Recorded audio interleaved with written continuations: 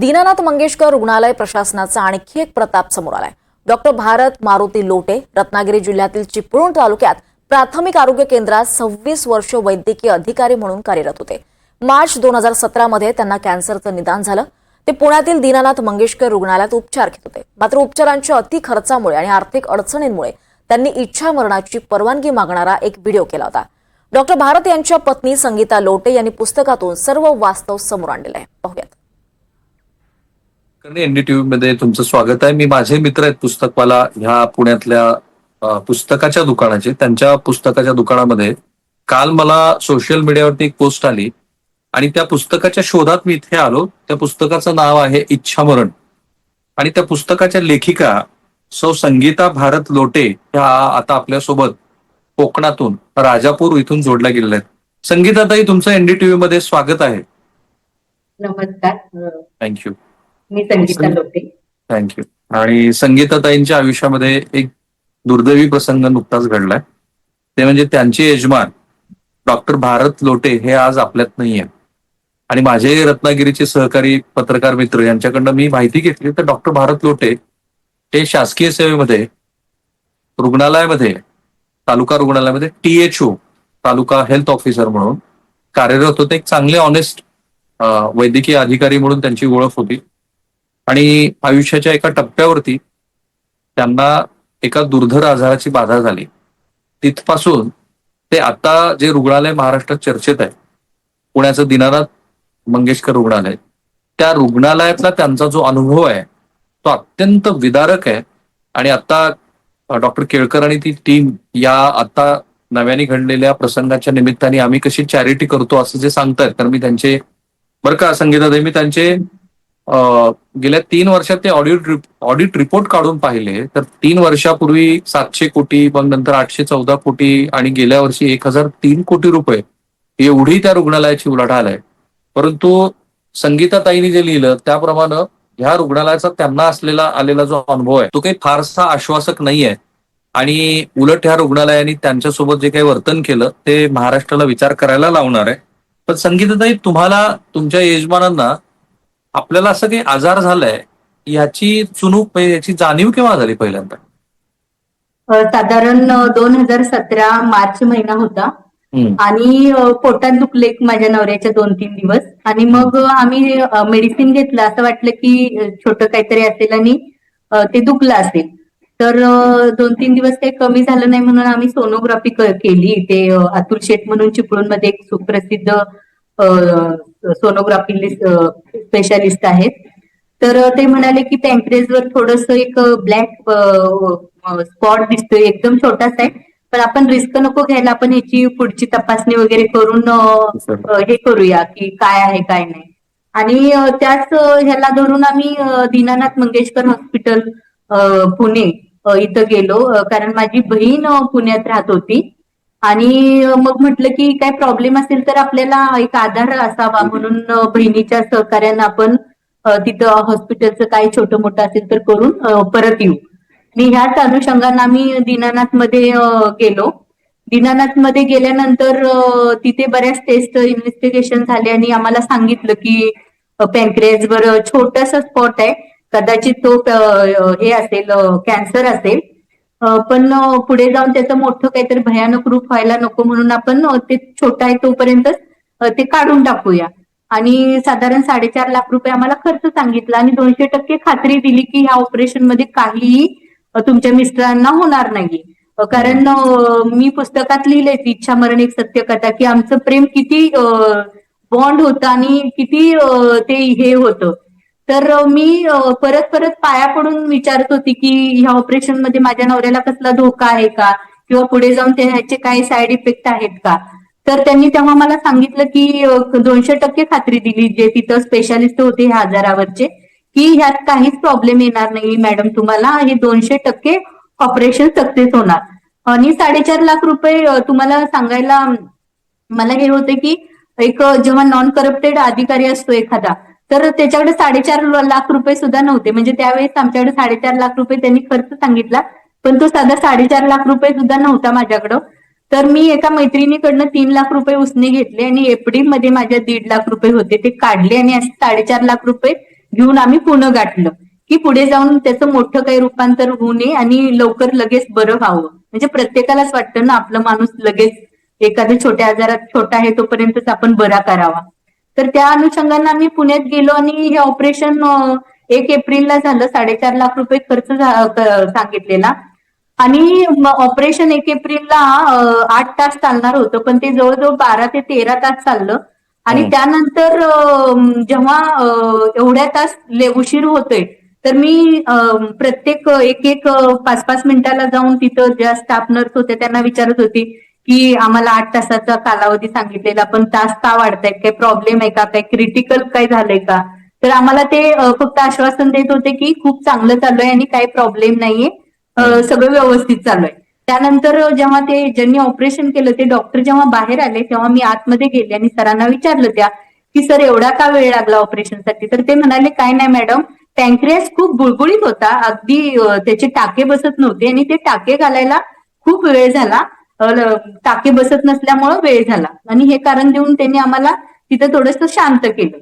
झालं काय 3 दिवसानंतर माझ्या नवऱ्याला खूप ताप आला, म्हणजे 105च्या वरती आणि एकदम ऑक्सिजन लेवल कमी झाली. मग खरं तर दुसऱ्या दिवशी आम्हाला स्पेशल रूम मध्ये ठेवलं होतं ऑपरेशन झाल्यानंतर आणि तिसऱ्या दिवशी लगेचच हा प्रॉब्लेम झाला आणि मग आम्हाला सांगण्यात आलं की थोडंसं इन्फेक्शन आहे आतमध्ये आणि ते ठीक होईल. मग अजून 2-3 दिवस घेतले आणि एक 7-8 दिवसानं परत ओपन केलं ऑपरेशन. ऑपरेशन मध्ये पॅन्क्रियाज आणि हे जुळलं नव्हतं ऍक्च्युली. पॅन्क्रियाज आणि आतडं असतं ते जुळलं नव्हतं आणि त्यामुळं काय झालं होतं, न जुळल्यामुळं ना ऍक्च्युली त्याच दिवशी खूप मोठं आतमध्ये इन्फेक्शन झालं होतं. पण आम्हाला त्याची काहीही कल्पना नाही, हे शेवटच्या दिवशी आम्हाला कळालं सगळं. तर त्यांनी ते 3 महिने आम्हाला लपवून ठेवलं होतं ऍक्च्युली की तुमचे मिस्टर चांगले आहेत आणि व्यवस्थित होणार आहेत. आणि मी खोट्या आशेवर जगत होते, मी माझ्याकडे पैसे नव्हते कारण 4.5 लाखाचं आणि माझं माहेरचं पण बॅकग्राऊंड काही असं स्ट्रॉंग नाहीये, आई वडील नाहीये, भाऊ नाहीये, कोणच नव्हतं आणि मुलं 2 लहान असल्यामुळं पैशांचा बंदोबस्त करताना मला खूप त्यावेळी स्ट्रगल करायला लागत होतं. मी माझ्या वेगवेगळ्या मैत्रिणींकडनं रिक्वेस्ट करून पैसे घेत होते, कारण पैसे घेतल्याशिवाय पुढं मेडिकलचं औषध देत नव्हते ते लोक दीनानाथमध्ये. आणि मग असं बऱ्याच जणांकडनं मी पैसे घेतले होते. माझी एक मानस कन्या आहे तिच्याकडनं 3.5 लाख रुपये घेतले होते. माझी डॉक्टर मैत्रीण एक कांचन मदार म्हणून आहे तिच्याकडनं 2 लाख रुपये घेतले होते.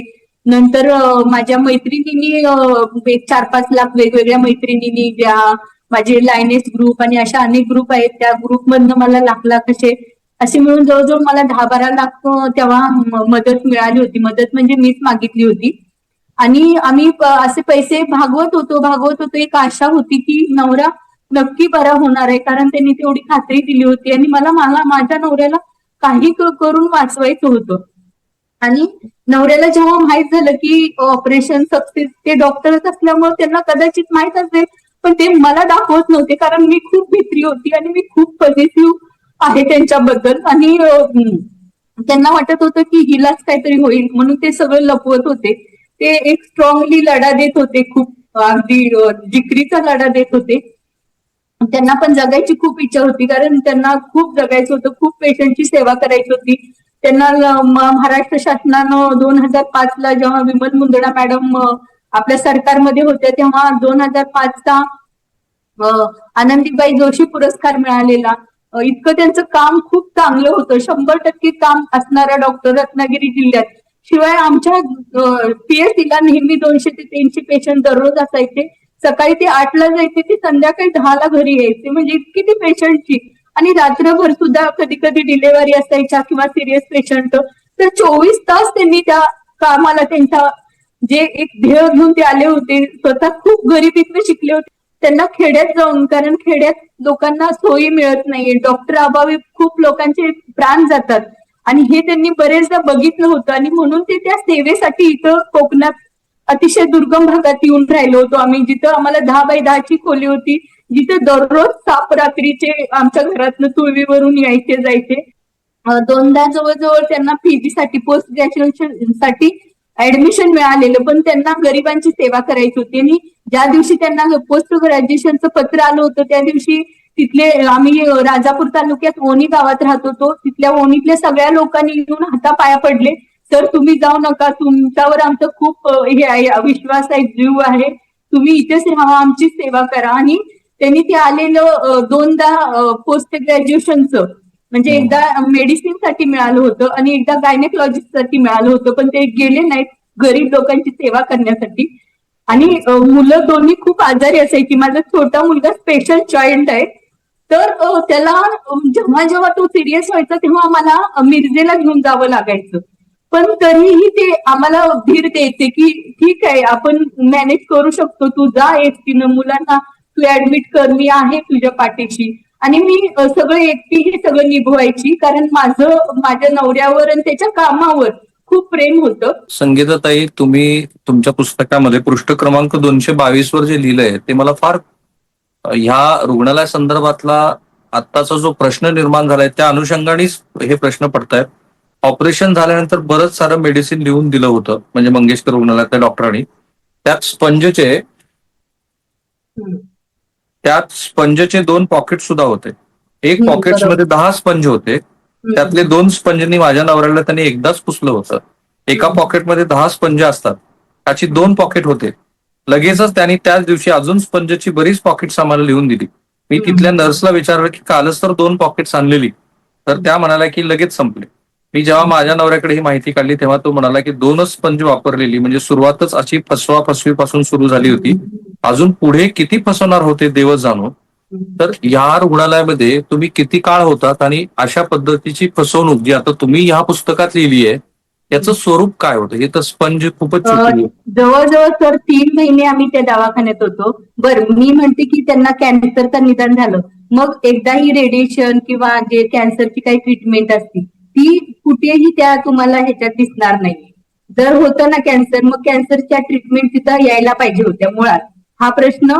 पण मी तेव्हा खूप पॅनिक झाली होती, म्हणजे मी जवळजवळ 3 वर्ष प्रचंड डिप्रेशन मध्ये होते. खूप वाईट काळ काढलाय, म्हणजे कितीतरी वेळा मला आत्महत्याचा नवरा गेल्यानंतर विचार आलेला. तुम्ही पुस्तक वाचाल तेव्हा तुम्हाला कळेल की काय नेमकं झालंय सगळं. तर फसवाफसवीचा पहिल्याच दिवशी प्रकार झाला होता आणि त्यानंतर किती फसवणार होते, म्हणजे रोज जवळजवळ 20 ते 25 हजार, कधी 30-30 हजाराची बिलं करायची. पेशंट तर म्हणजे शेवटच्या टप्प्यावर होता म्हणजे.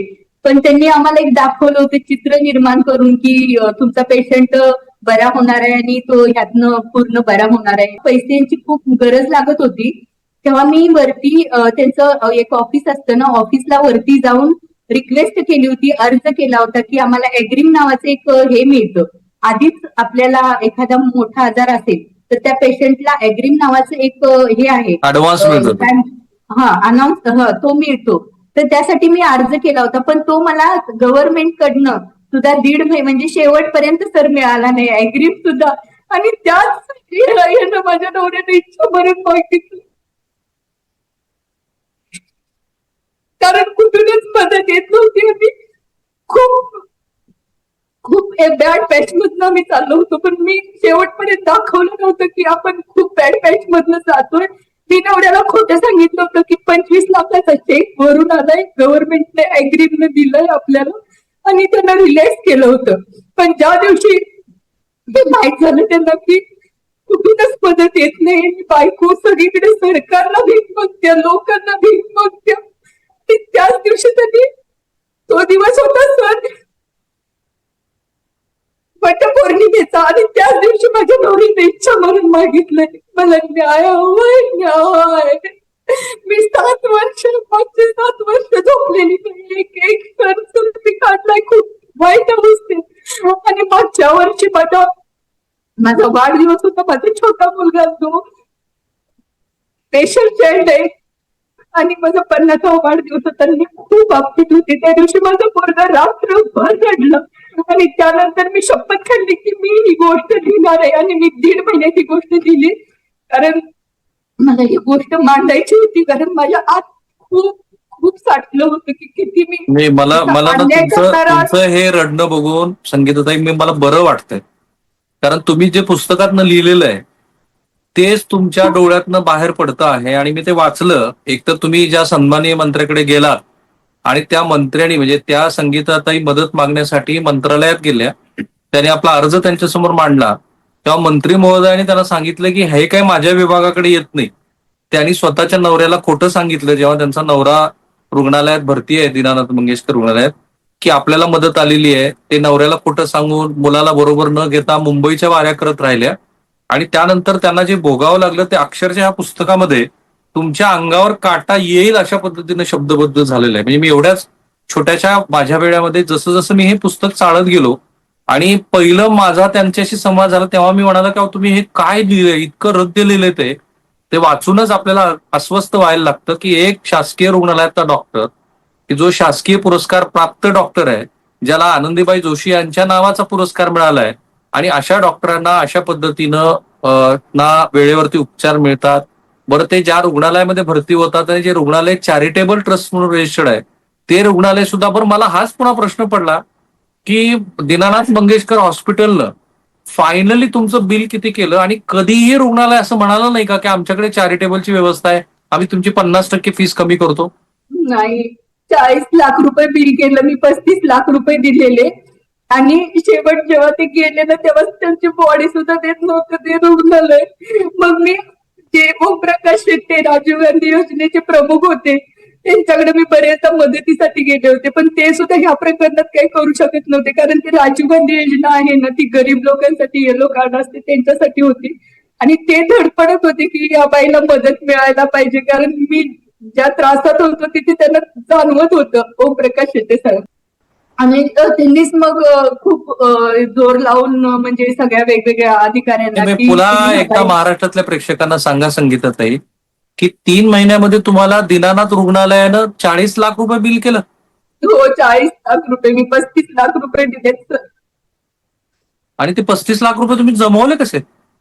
मी सगळ्यांना भिका मागितले. सध्या पिरियड मध्ये मी आयुष्यात कधी 1 रुपया कुणाचा उसना घेतला नाही, पण माझ्या नवऱ्यासाठी मी सगळ्यांना रोज वेगवेगळ्या लोकांना फोन करून म्हणायची मला 1 लाख रुपये द्या प्लीज माझ्या नवऱ्यासाठी.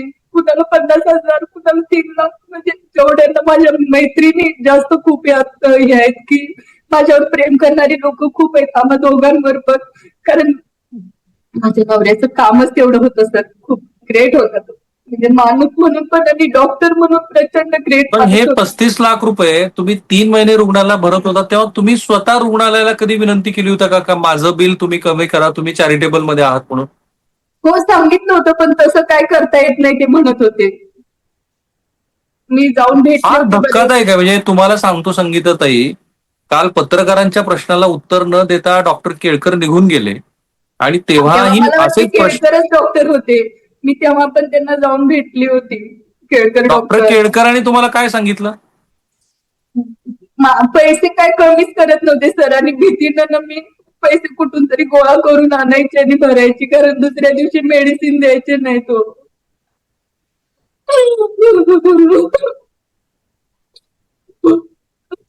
मला माझा नवरा कसल्याही परिस्थितीत पाहिजे होता. मी 11.5 लाख रुपये आमच्या पुन्हा एकदा मी तुम्हाला हा प्रश्न विचारतो. मला कळतंय तुमचं दुःख किती मोठं आहे, पण तुम्हाला रुग्णालयात दुसऱ्या दिवशी औषधं दिले जायचे नाही? जायची नाही.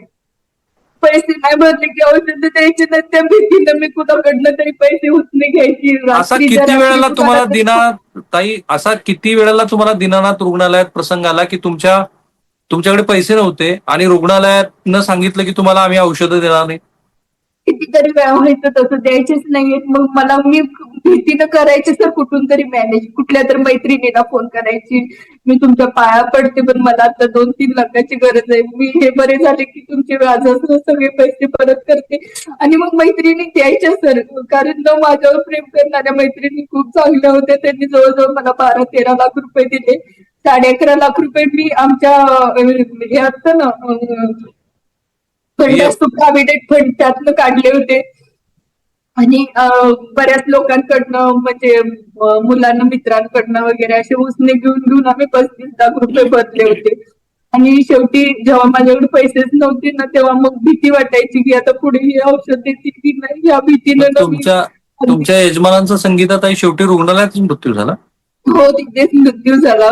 मृत्यू झाल्यानंतर सुद्धा ब्रेक सुद्धा देत नव्हते रुग्ण मी त्या रात्री दुपारी 3 वाजता डिक्लेअर गेले म्हणून, पण त्यांनी आम्हाला प्रेत द्यायला तयार नव्हते. मग मी ओमप्रकाश शेट्टींना माझ्या मुलाला फोन केला आणि सांगितलं की प्रेत द्यायला तयार नाहीयेत म्हणून, आम्ही 5 लाख रुपये आमच्याकडे नाहीयेत. तर ते नाही देतच नव्हते. मग ओमप्रकाश शेट्टी सरांनी फोन केला त्याला रुग्णालयाला. एक आणि मिनिट मग हा, संगीता, एक मिनिट.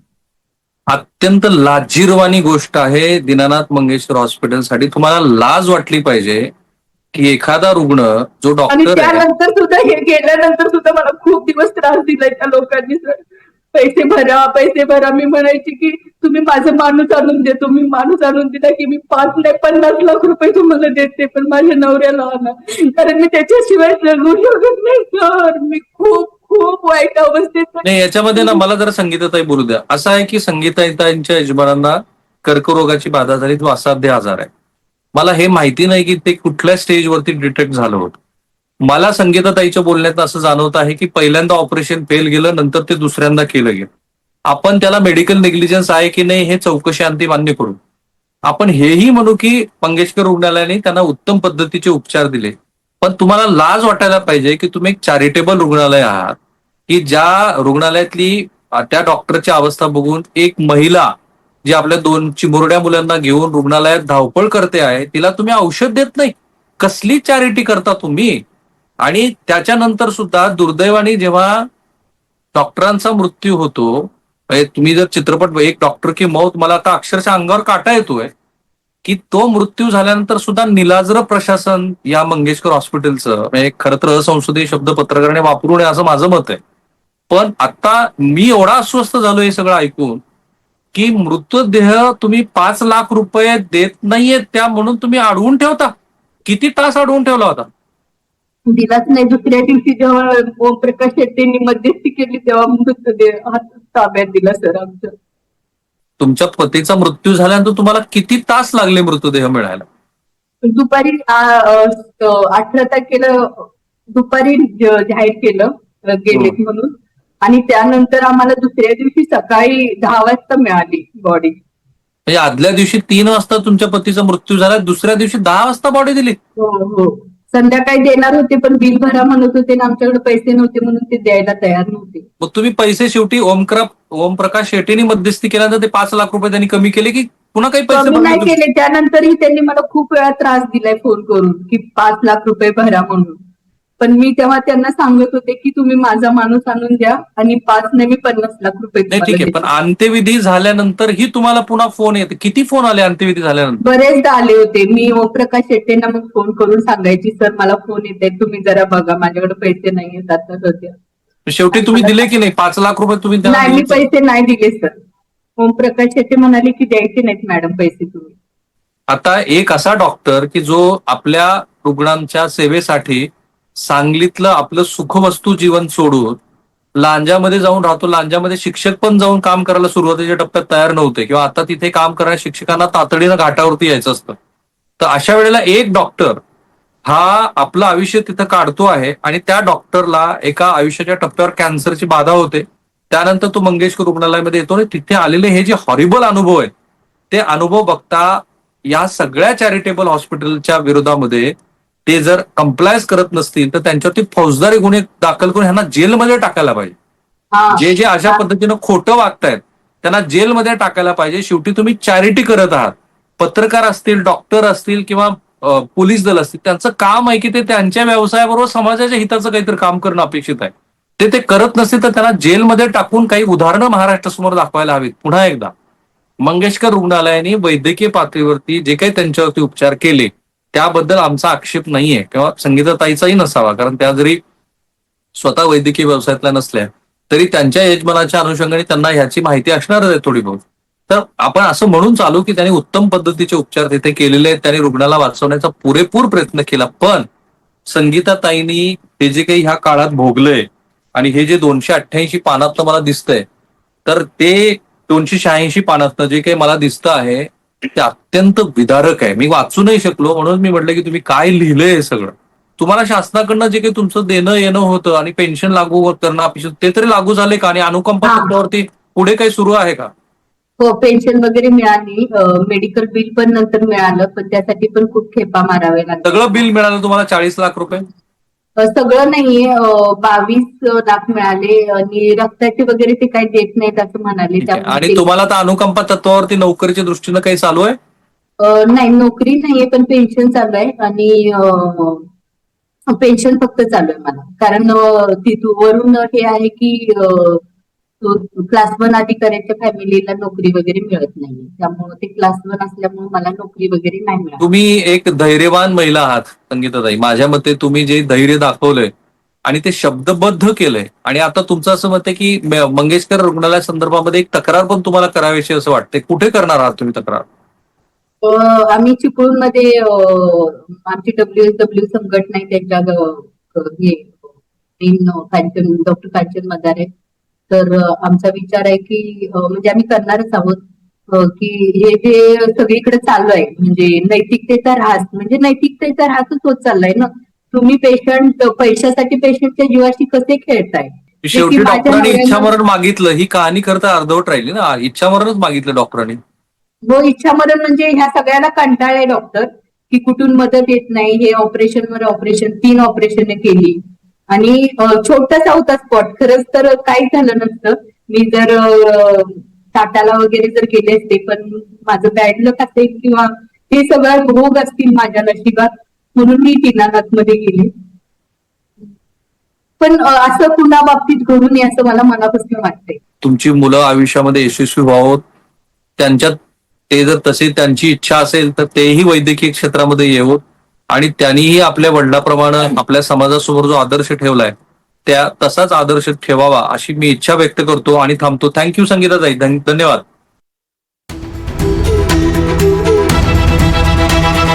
हे आहे NDTV आणि आपण पाहत आहात NDTV मराठी.